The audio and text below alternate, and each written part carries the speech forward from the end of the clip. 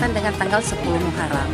Di 10 Muharram itu kita disunahkan juga berpuasa dan bersedekah lah, intinya bersedekah. Kemudian kita dianjurkan juga kalau di rumah itu dengan keluarga itu bersenda gurau, begitu bahasanya kan, berarti berjinak-jinak lah dengan keluarga sendiri. Itu kelebihan-kelebihan yang dianjurkan di hari Asyura itu.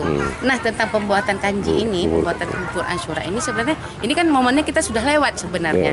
Tetapi di saat pas tanggal 10 Asyura itu kita ada hal lain yang memang belum bisa kita laksanakan, dan pun anak-anak baru sekali sekolah gitu kan, kita juga belum kenal sekali dengan keluarga wali muridnya. Jadi ya tetap kita kenalkan walaupun momennya sudah lewat. Nah, di sini nanti anak-anak makan bersama, kita ceritakan juga tentang hari Asyura itu hari apa, dan juga itu wali muridnya yang kita ajak kerjasama bermitra. Wali muridnya, jadi wali muridnya yang masak bubur. Iya, ini dihandle semua oleh wali murid. Bu guru dari pihak Nurul Ain hanya mengarahkan saja.